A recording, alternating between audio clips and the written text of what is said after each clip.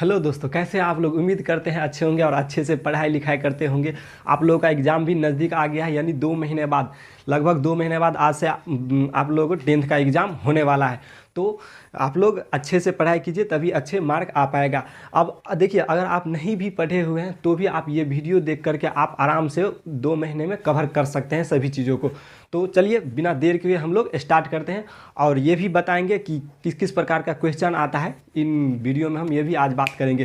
तो चलिए देखिए, हम लोगों ने प्रकाश के बारे में और प्रकाश से रिलेटेड जितने भी क्वेश्चन आते हैं, यानी प्रकाश सरल रेखा में गमन करते हैं, प्रकाश जो समूह होता है किरण पुंज बोलते हैं, किरण पुंज कितने प्रकार के होते हैं, पारदर्शी, अपारदर्शी, पारभासी, इन सभी चीज़ों को, परावर्तन के नियम कितने होते हैं, इन सभी चीज़ों को हम लोगों ने पीछे वाले वीडियो में चर्चा कर लिया था। अब देखिए, अगर आप लोग नहीं देखे हैं तो ज़रूर जाके देखिए, आप लोगों को पूरा समझ में आ जाएगा। नहीं समझ में आएगा तो ज़रूर कमेंट कीजिएगा, हम फिर से कोशिश करेंगे कुछ और बताने का दूसरे टाइप से। अगर नहीं समझ में आए तो ज़रूर कमेंट कीजिए। चलिए तो आगे बढ़ते हैं। अब हम लोग आगे आता है हम लोगों का प्रतिबिंब।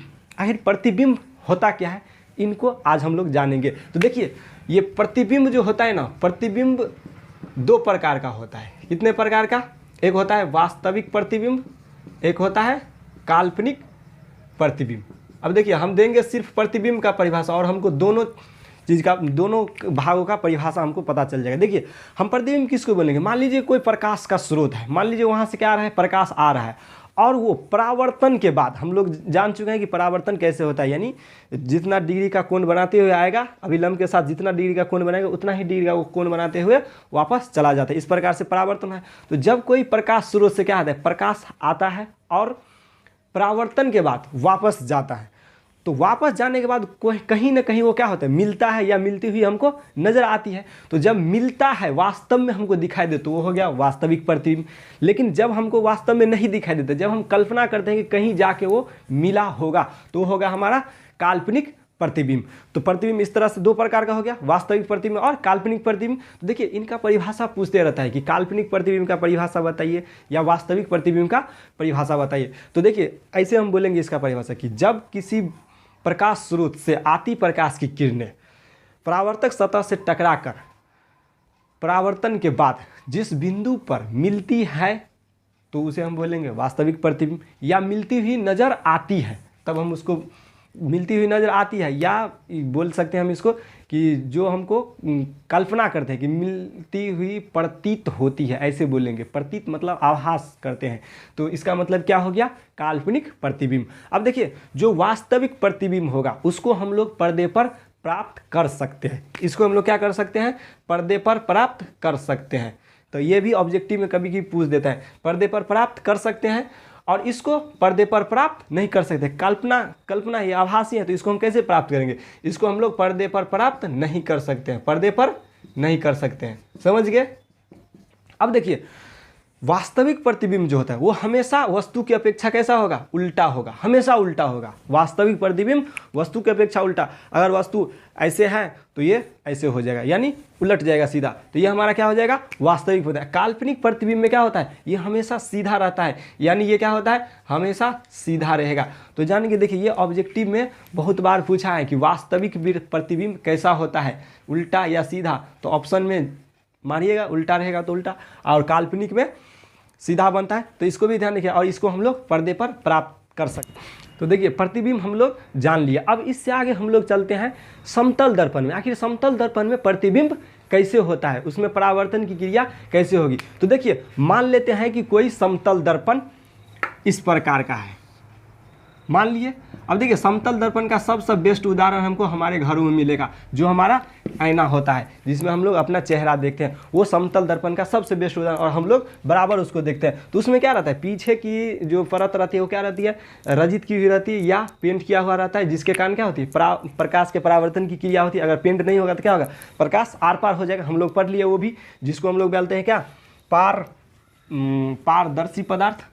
तो देखिए, मान लीजिए ये क्या है, हमारा समतल दर्पण। ये क्या है, समतल दर्पण। अब देखिए, इस पे कैसे, अगर मान लीजिए लंबवत कोई किरण आया, अब देखिए इसमें कहीं भी हम अगर अभी लंब बनाएंगे तो सभी जगह 90 डिग्री का बनेगा कि नहीं। हम लोग जानते भी हैं कि लंब जो होता है वो हमारा कितना डिग्री का होता है, 90 डिग्री का कोण बनाता है परावर्तक सतह के साथ।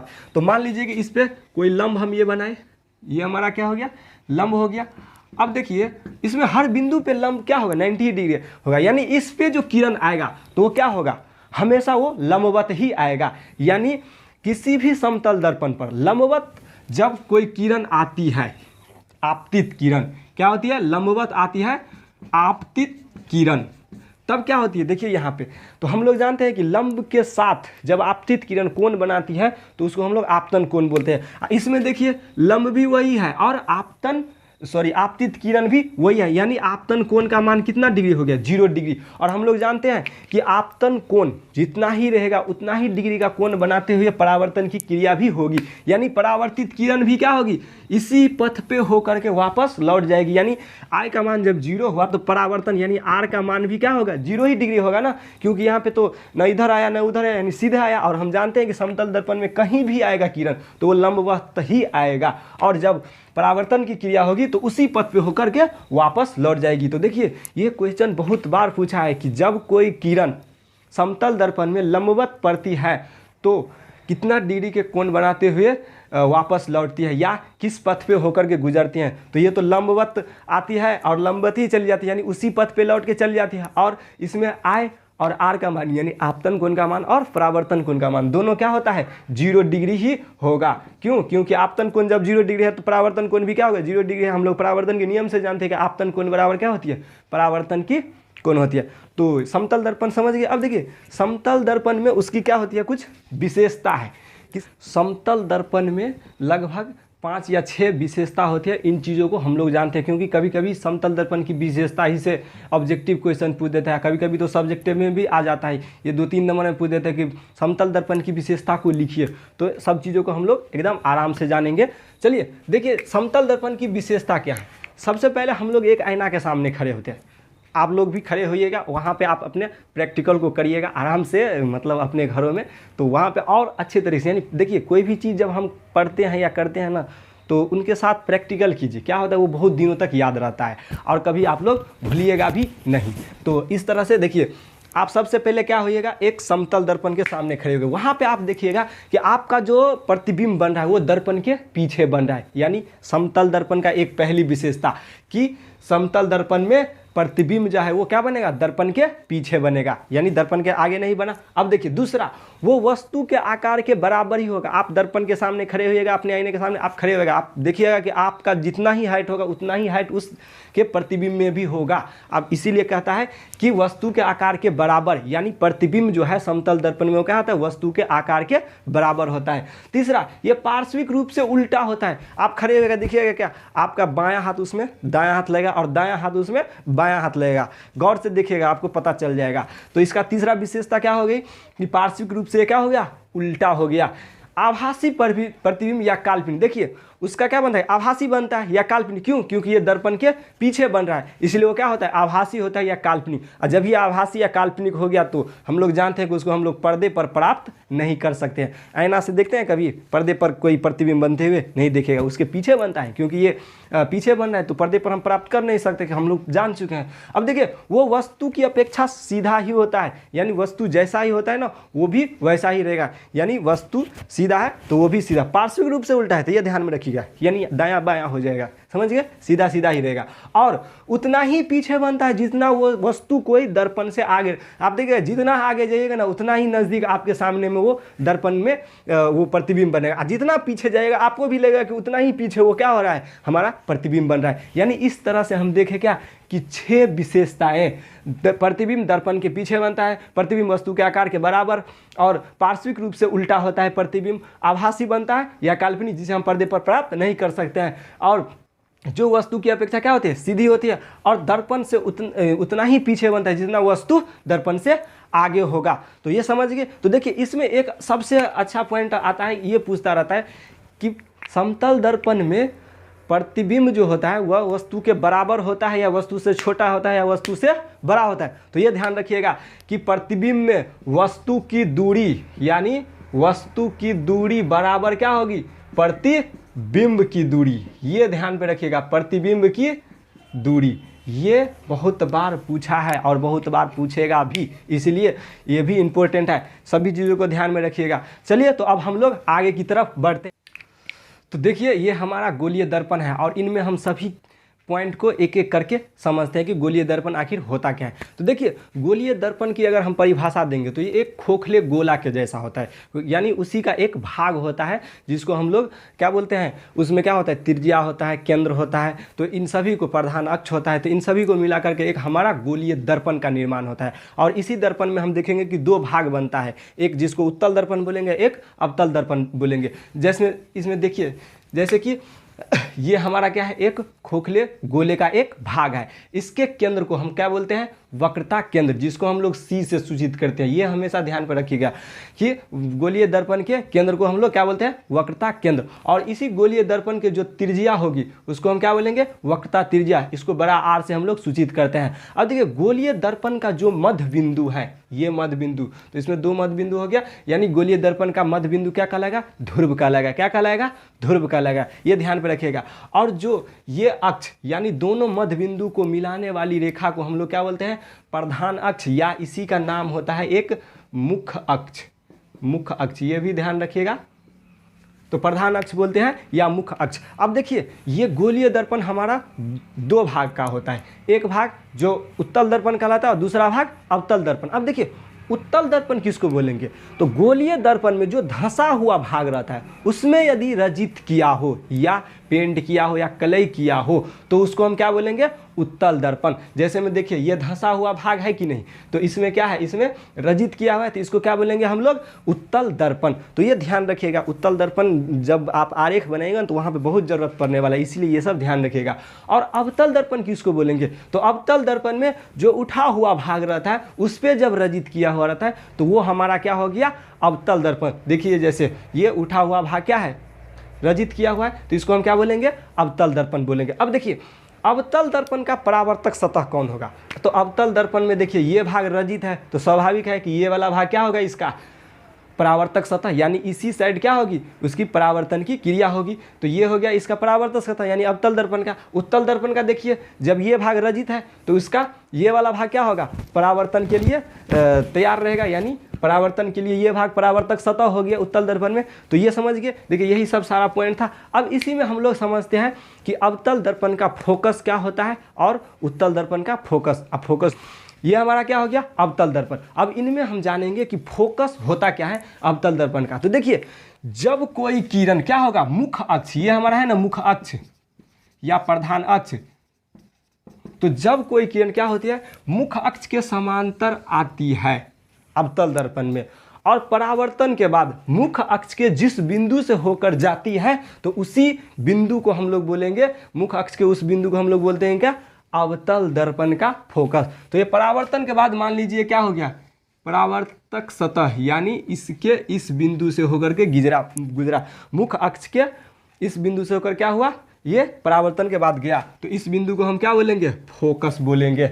और वक्रता त्रिज्या जो उसका केंद्र होता है, तो ये उसका केंद्र हो गया, ये हमारा क्या हो गया, वक्रता त्रिज्या या वक्रता केंद्र हम इसको बोलेंगे। यहाँ से यहाँ दूरी हो गया वक्रता त्रिज्या, और इसके केंद्र को हम क्या बोलेंगे, वक्रता केंद्र। तो समझ गए कि अवतल दर्पण में फोकस यानी जब मुख्य अक्ष के समांतर कोई किरण आएगी और परावर्तन के बाद मुख्य अक्ष के जिस बिंदु पर मिलेगी तो उस बिंदु को या उस स्थान को हम क्या बोलेंगे, फोकस बोलेंगे। समझ गए। अब देखिए इसी में हम जान लेते हैं फोकस दूरी। तो ध्रुव और फोकस के बीच के दूरी को हम क्या बोलते हैं, फोकस दूरी, जिसको हम लोग छोटा f से सूचित करते हैं। ये हमारा क्या हो गया, फोकस दूरी। समझ गए, फोकस दूरी यानी ध्रुव और फोकस के बीच के दूरी को क्या बोलेंगे, फोकस दूरी। अब देखिए अब हम लोग जानते हैं उत्तल दर्पण। तो उत्तल दर्पण में क्या होगा, उसमें धंसा हुआ भाग रहेगा, यानी ये वाला भाग इसमें रजित रहेगा। देखिए आप लोग भी बनाना सीखिएगा, आप लोग प्रैक्टिस कीजिएगा अपने कॉपी पेन पे। तो देखिए ये हमारा क्या हो जाएगा, ध्रुव हो जाएगा। अब देखिए इसमें तो अंदर से रहता है सब कुछ फोकस वोकस, इसमें बाहर में कुछ नहीं होगा क्योंकि ये परावर्तक सतह है इनका। तो अब देखिए इसमें क्या होगा, कोई किरण क्या आएगा, मुख्य अक्ष के समांतर आएगा। परावर्तन के बाद ये क्या होगा, परावर्तन के बाद मुख्य अक्ष से आती हुई ही हमको प्रतीत होगी। देखिए अवतल दर्पण में वास्तव में दिखाई दिया, लेकिन इसमें क्या होगी, प्रतीत होगी। क्यों, क्योंकि इसका पीछे वाला भाग नहीं हमको नजर आता है, इसीलिए इसमें क्या होगा, देखो परावर्तन के बाद ये ऐसे जाएगा और ये देखो जब इसको हम पीछे करेंगे तो मुख्य अक्ष के जिस बिंदु पर ये हमको कटेगा उसी बिंदु को हम क्या बोलेंगे, फोकस बोलेंगे। और उसके केंद्र को क्या बोलते हैं, वक्रता केंद्र, जिसको हम लोग सी से सूचित करते हैं। तो समझ गए कि अब उत्तल दर्पण में, किसमें, उत्तल दर्पण में मुख्य फोकस क्या होता है कि जब क्या होगी, मुख्य अक्ष के समांतर कोई किरण आपतित होगी और परावर्तन के बाद मुख्य फोकस से होती हुई हमको क्या होगी, कल्पना होगी कि आभासी प्रतीत होगा कि वो जा रहा है, वो सच में हमको दिखाई नहीं देगा। तो इसको हम क्या बोलेंगे, फोकस बोलेंगे। इसका फोकस दूरी क्या होगा, मुख्य अक्ष और फोकस के बीच की दूरी को क्या बोलेंगे, फोकस दूरी बोलेंगे। यानी ये हमारा फोकस दूरी हो गया किसका, उत्तल दर्पण का। तो ये क्या हो गया, फोकस दूरी, जिसको हम लोग छोटा एफ से सूचित करते हैं। अब देखिए इसी में हम लोग जानते हैं कि फोकस, ये इसमें मतलब अवतल दर्पण और उत्तल दर्पण में ये जो हमारा फोकस दूरी होता है और वक्रता त्रिज्या, यानी यहाँ से यहाँ तक हो गया ना वक्रता त्रिज्या, ये आर, इसमें भी हो गया यहाँ से यहाँ तक वक्रता त्रिज्या आर, ये धनात्मक होती है या ऋणात्मक, ये बहुत बार पूछा है। तो देखिए सबसे पहले हम अवतल दर्पण में चलते हैं और इसी में हम एक चिन्ह परिपाटी का यूज करेंगे। जो निर्देशांक ज्यामिति हम लोग पढ़े थे कि जब हम बनाते हैं तो हमारी दाईं तरफ क्या होती है, प्लस, और पीछे की तरफ माइनस, और ऊपर की तरफ फिर प्लस और नीचे की तरफ माइनस। तो इसी में हम यूज करते हैं। चलो इसको हम बना देते हैं एक निर्देशांक ज्यामिति। तो देखिए ये हो गया, तो इधर की ओर क्या होगा, प्लस होगा और इधर की ओर माइनस होगा। तो देखिए अवतल दर्पण में क्या होगी, फोकस दूरी और वक्रता त्रिज्या, यानी ये हो गया हमारे फोकस दूरी और यहाँ से यहाँ, यानी ध्रुव से लेकर केंद्र तक की दूरी वक्रता त्रिज्या। तो अवतल दर्पण में फोकस दूरी और वक्रता त्रिज्या यानी आर दोनों क्या होती है, ऋणात्मक होती है। क्यों, क्योंकि देखिए ये बाईं तरफ पड़ा है, हमारी बाईं तरफ पड़ा, तो इसको क्या बोलेंगे हम, ऋणात्मक। यानी अवतल दर्पण में फोकस दूरी और वक्रता त्रिज्या दोनों क्या होती है, ऋणात्मक होती है। ये ध्यान पर रखिए, ये ऑब्जेक्टिव में बहुत बार पूछा है। तो फोकस दूरी और वक्रता त्रिज्या अवतल दर्पण में ऋणात्मक होती है। अब चलिए इसी प्रकार हम मानते हैं अब इस उत्तल दर्पण में। तो उत्तल दर्पण को हम मान लेते हैं एक निर्देशांक ज्यामिति। अब देखिए इसमें तो इधर प्लस होगा कि नहीं, और इधर माइनस। तो देखिए तो इधर क्या हो रहा है कि फोकस दूरी और वक्रता त्रिज्या, यानी इसमें फोकस दूरी और वक्रता त्रिज्या क्या आ रहा है हमको, धनात्मक आ रहा है। तो ध्यान रखिएगा कि उत्तल दर्पण में फोकस दूरी और वक्रता त्रिज्या क्या होती है, धनात्मक होती है, और अवतल दर्पण में फोकस दूरी और वक्रता त्रिज्या ऋणात्मक होती है। तो उम्मीद करते हैं आप लोगों को यहाँ तक समझ में आया होगा।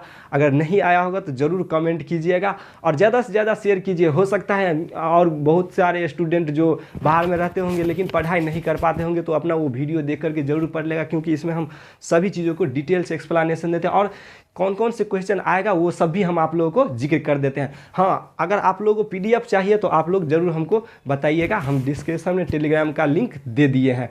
और इनसे रिलेटेड क्वेश्चन जितना भी है, यानी इस चैप्टर से प्रकाश के परावर्तन से जितना भी क्वेश्चन पूछा है पिछला लगभग 5-6 साल 7 साल में, वो सब हम आपको एक वीडियो में बताएंगे और इनको आपसे बनवाएंगे। आप ज़रूर बनाइएगा, क्योंकि हम जितने चीज़ों का जिक्र कर रहे हैं उसी से रिलेटेड आप लोग देखेगा तो आप कहिएगा रसगुल्ला है, मतलब ऐसे खाइएगा फटाफट, कोई दिक्कत नहीं। तो चलिए अब हम लोग अगले वीडियो में मिलते हैं।